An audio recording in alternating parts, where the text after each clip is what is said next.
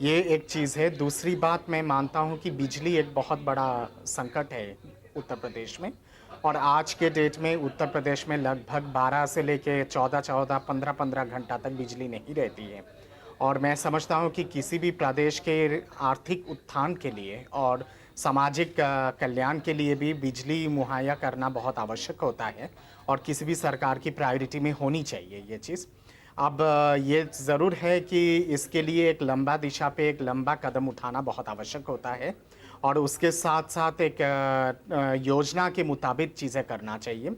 केवल अकेले ही यूपी सरकार इस उलझन का समाधान नहीं निकाल सकती है, क्योंकि ये बहुत ही गंभीर मसला बिल्कुल, है। बहुत ही गंभीर मुद्दा है और और अकेले सरकार इतनी जल्दी समाधान नहीं निकाल सकती। कई सारे मुद्दों का देखना होगा, वक्त देना होगा। वाकई ये बात सही हो सकती है। अरुण जी, एक मुद्दा है, अगर आप स्वास्थ्य सेवाओं को देखिए, ये मुद्दा सबसे ज़्यादा प्रभावित करता है ग्रामीण इलाके हों, शहरी इलाके हों। अगर सरकारी संस्थानों में जाइए, आप अस्पतालों में जाइए, दिशा दशा कुछ भी सुधरती हुई ज़्यादा नज़र नहीं आ रही है। अगर आप इंसेफ्लाइटिस के मुद्दे को उठा लीजिए, अगर जिस पूर्वांचल में सबसे ज़्यादा मजबूती से समाजवादी पार्टी उभरते हुए इस बार दिखाई पड़ी है, भले ही राज्य विभाजन के मुद्दे को लेकर कई दलों ने वहां खूब आवाज उठाई, लेकिन समाजवादी पार्टी ने अपने एजेंडे को आगे करके चुनाव लड़ा तो उसे बहुत बड़ी कामयाबी मिली। इंसेफ्लाइटिस का मुद्दा उसी तरह मुंह बाए खड़ा हुआ है। ये मुद्दे का समाधान भले ही रातों रात ना हो, लेकिन बहुत कुछ किए जाने की जरूरत थी।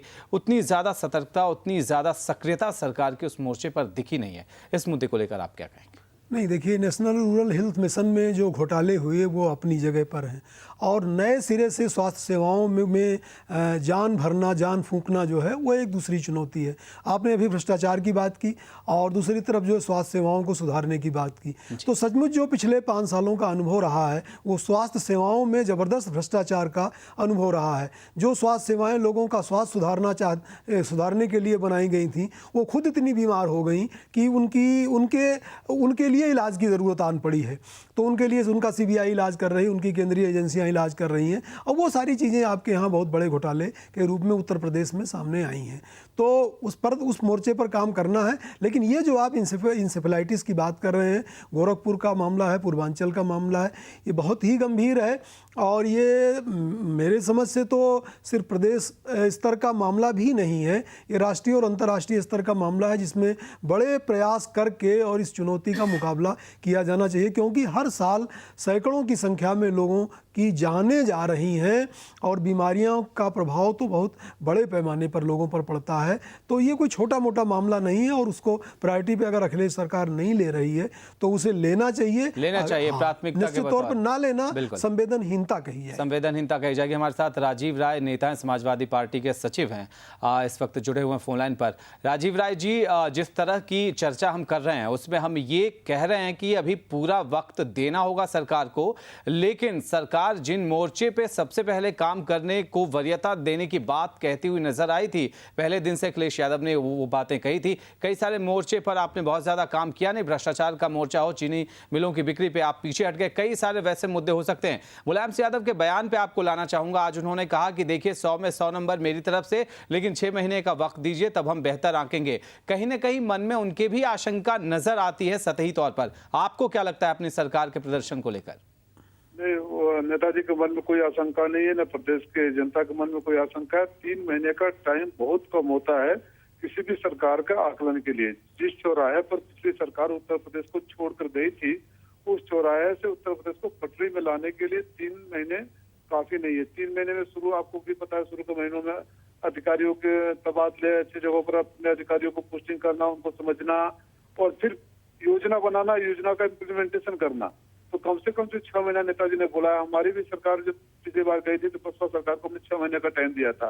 तो मुझे लगा 3 महीने पर आकलन करना सही नहीं है, लेकिन ये सही बात है कि 3 महीने में जिस तरह से माननीय मुख्यमंत्री जी ने उत्तर प्रदेश को पटरी पर लाने की कोशिश करी है वो सराहनीय है और मैं भी सहमत हूं कि 100 में से 100 नंबर उनको मिलने चाहिए। राजीव जी, आप याद करिए जब आपकी पार्टी के पक्ष में जनादेश आना शुरू हुआ, जिस दिन फैसले का दिन था, उस दिन लगातार ये कहते हुए नजर आए तमाम विरोधी दलों के नेता कि समाजवादी पार्टी के अब कार्यकर्ता सड़कों पर उतरेंगे और देखिएगा कि क्या कुछ होता है। उस दिन वो आशंका सच साबित हुई। अखिलेश यादव आगे आए और कमान संभालने के बाद उन्होंने कहा कि पुरानी व्यवस्था के कुछ लोग कई जगहों पर कायम है, इस वजह से इस तरह की अव्यवस्था फैली है, इसे हम सबसे पहले दुरुस्त करेंगे, थोक के भाव में आपने ट्रांसफर कर दिया। कानून व्यवस्था के मोर्चे पर अब भी दुरुस्त स्थिति नजर नहीं आ रही है। 3 महीने का वक्त कानून व्यवस्था के लिहाज से आपको लगता नहीं कि पर्याप्त था, और अगर मनोबल मजबूत होता तो हालात में बदलाव दिखते? नहीं, आप ध्यान से देखिएगा, पहले महीने, दूसरे महीने, तीसरे महीने में लगातार जो इम्प्रूवमेंट का ग्राफ है ऊपर चलता जा रहा है। मैं आपके बात से सहमत हूँ कि हमें और इम्प्रूव करने की जरूरत है। इसलिए मैं निवेदन कर रहा था कि 6 महीना होते होते आपको कोई शिकायत नहीं रह जाएगी। और जिस तरह का मीडिया ने, चाहे विपक्षी दलों ने मचाया था उत्तर प्रदेश के कार्यकर्ता में, समाजवादी पार्टी कार्यकर्ता सड़कों पर आ जाएंगे, वो आ जाएंगे। अखिलेश जी ने कमान संभाली, कमान संभालते कई कार्यकर्ताओं के खिलाफ कार्रवाई करी, सारे पोस्टर्स, होर्डिंग्स फड़वा दिए गए। पार्टी कार्यकर्ताओं पर यहाँ तक बैन लगा दिया गया कि पार्टी का झंडा लगाकर कोई भी जो पदाधिकारी नहीं है गाड़ी लेकर नहीं घूमेगा। हमने तक बहुत सारे। चलिए, कानून व्यवस्था के मोर्चे पर आपकी बात हमने सुन ली। ये बताइए, भ्रष्टाचार के मोर्चे पर आते हैं आपके पास। आपकी सरकार ने, आपकी पार्टी ने उस दौरान ये कहा था प्रचार के दौरान कि चीनी मिल को जिस दाम पे बेच दिया गया कई कंपनियों के हाथों में, निजी लोगों के हाथों में, वो बहुत बड़ा घोटाला घपला हुआ है। आपकी पार्टी के विधायक विधानसभा में सवाल उठाते हैं और ये कहते हुए नजर आते हैं विभाग के मंत्री कि अलग से हम जांच नहीं कराएंगे। सरकार की तरफ से भी ये कहा जाता है। इसका क्या मतलब आम जनता निकाले भ्रष्टाचार को लेकर गंभीरता की अगर बात करें तो? देखिए, वो सरकार के भीतर के क्या कागज रहे हैं, क्या उनके पास सबूत है, मैं नहीं कह सकता क्योंकि मैं सरकार के भीतर नहीं हूँ। लेकिन मैं इतना जरूर विश्वास दिलाता हूँ कि हम कोई बदले की भावना से सिर्फ कार्रवाई नहीं करेंगे। जिस तरह मायावती की सरकार आई थी और आदेश दे दिया गया था सारे जिलाधिकारी और पुलिस अधिकारियों को कि समाजवादी पार्टी के कार्यकर्ताओं को जितने मुकदमे हो सकते थे FIR कर लो, स्पेशल काउंटर खोले गए थे। हमारे यहाँ जांच चल रही है, जहाँ भी सबूत मिल रहे हैं वहाँ कार्रवाई हो रही है, और जहाँ भी सबूत मिलेंगे पुख्ता, जिससे कोई ये ना बोल पाए कि बदले की कार्रवाई की जा रही है, वहाँ कार्रवाई जरूर होगी। बदले की कार्रवाई नहीं की जाएगी, जांच की जरूरत होगी, वो जांच होगी। हमारे साथ अरुण कुमार त्रिपाठी जी जुड़े हुए हैं, वरिष्ठ पत्रकार हैं। आपसे राजीव जी कुछ सवाल पूछना चाहते हैं। अरुण जी, कोई सवाल पूछना चाहें तो पूछें। नहीं राजीव जी, मैं यही जानना चाहता हूं कि कानून व्यवस्था का जो मसला है वो, जैसे कि जो जेल मंत्री हैं उन्हीं के कार्यकाल में तमाम जो है जो अपराधी हैं जेल में बहुत जो है वो निर्द्वंद रह रहे हैं, बहुत निश्चिंत होकर के रह रहे हैं। और एक बड़े अपराधी तो आराम से जेल से निकल करके बाहर आ जाते हैं, दिन भर रहते हैं, चले जाते हैं। तो ये एक गंभीर मसला है। और अखिलेश जी ने जिस तरह से जो है वो गाज़ियाबाद के एक बड़े माफिया को टिकट ना दे करके अपनी दिलेरी दिखाई थी, तो वो अब प्रशासनिक स्तर पर भी दिखानी चाहिए उनको जो है, क्योंकि जनता उसकी मांग करती है, जनता उसकी अपेक्षा करती है। तो इसलिए जो है इस मामले में आप लोग कैसा दबाव बना रहे हैं अखिलेश जी पर? नहीं, अखिलेश जी पर दबाव बनाने का कोई सवाल नहीं पैदा होता है, क्योंकि अखिलेश जी खुद ही दृढ़ संकल्प हैं कि ऐसा कोई कार्य नहीं होने देंगे जो उनके वादे को पर पानी करने का काम करे और छवि धूमिल करने का काम करे। आप किस माफिया की बात करें, वो मेरे संज्ञान में नहीं है, इसलिए मैं उसके बारे में नहीं बोल सकता। लेकिन नहीं, रोज अखबारों में छप रहा है उनके बारे में, मैं मतलब आप समझ ही सकते हैं। ठीक है, मेरी जानकारी में वो बात नहीं छप रहा है, मेरी जानकारी में वो बात नहीं है।